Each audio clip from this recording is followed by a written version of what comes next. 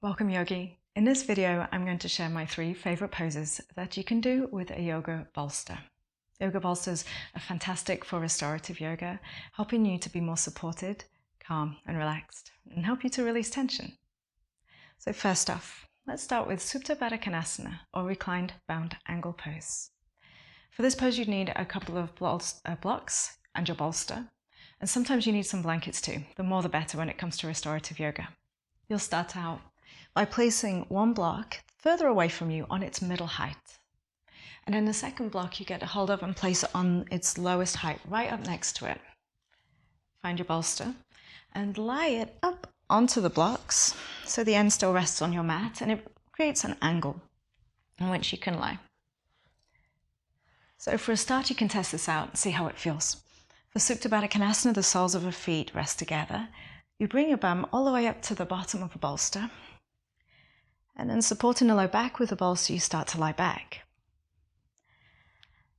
You let your arms rest on the floor comfortably.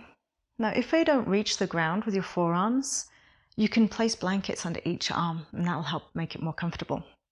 This is a beautiful pose for opening across the chest. It helps to release tension from your shoulders, especially if you've been driving all day or sat at a desk all day. It also is a hip opening pose, and if this gets too intense for the hips, find yourself some more blocks or books or blankets and pillows and place them underneath your thighs so there's less of a pull within the thighs. If you feel like your chin is really high, you could also use a blanket and place it across the top like a pillow, and that'll help to find a more natural position for your neck as well. As you lie back, your head will be supported on a blanket. You can spend about 5 to 20 minutes in this pose. It's one you can spend quite some time in as long as you're comfortable, just focusing on an easy breath and on releasing tension from your shoulders. It helps to facilitate a really full breath as you have access to breathe into the belly and the ribs. There's a couple of other places that some people find get uncomfortable in this pose. Firstly, the ankles, or secondly, the tailbone. And this can also be fixed with the addition of a blanket. If you need to pop a blanket either underneath your ankles, just slide it under there, or even sometimes wrapping it around the ankles can help.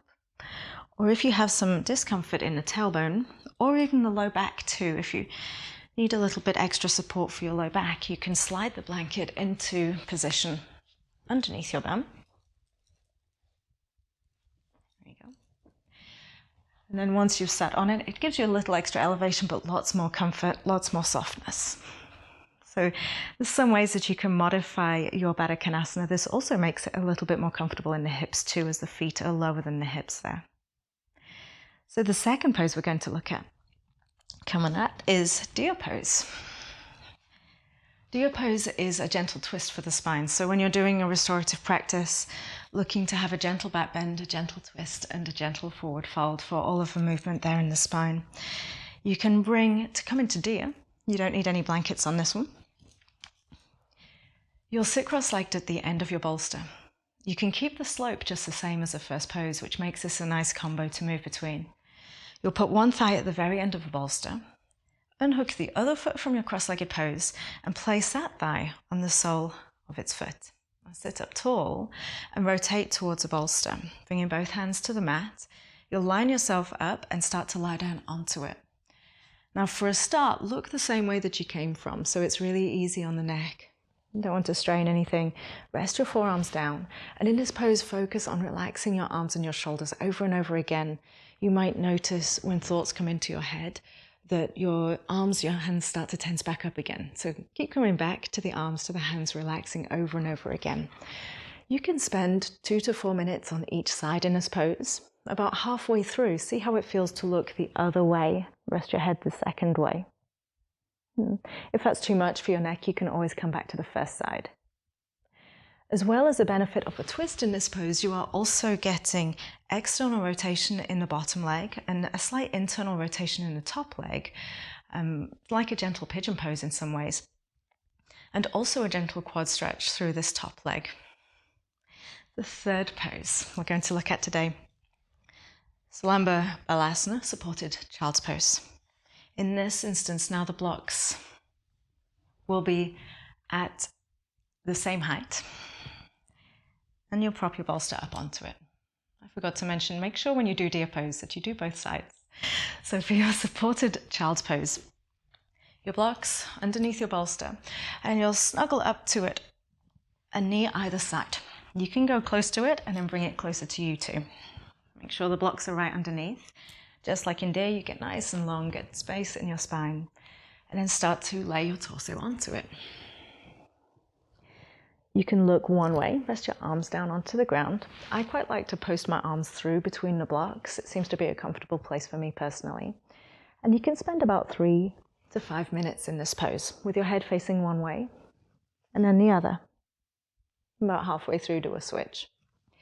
This is a very gentle forward fold and is a really nice stretch for the low back. Helps to relieve a lot of tension from there. And it's also a really nice grounding, calming pose to complete your sequence. Some people feel some discomfort in this pose in the shins. And so if that's the case for you, with this pressure on the top of the foot, you can relieve that a little bit with your blanket. In this case, you'd roll it just a little more than usual and place the blanket, if I can position here, just underneath the shin. And so then there is less of a stretch through the top of a foot, and you'll feel the difference where there's pressure in the shin bone rather than the foot itself. And this can feel much better for a lot of people. And the same things would then apply, laying your torso down onto it. You could also elevate the bolster a little higher using the blocks on the middle height or adding blankets onto the top of it if it's difficult to get your torso onto it. Finally, if there is any discomfort in the knees, you can use a blanket, just like you did for your feet. By placing the blanket behind the knees, you relieve some of the tension from the knees and the quads. So if you have some tightness in the quads that felt uncomfortable in that supported child's pose, then this is a good alternative. Again, bringing the bolster close and lying your way down.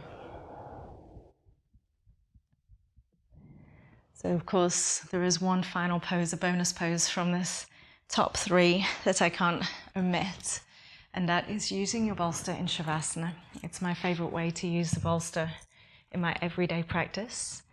It is as simple as placing the bolster behind your knees. So as you come into your Shavasana, just have a bolster across your mat. Let your heels rest on the floor and lie back as usual. And this really helps to alleviate tension from the low back that can be felt when you lie fully flat. And so this is another variation, bonus variation of how to use your bolster.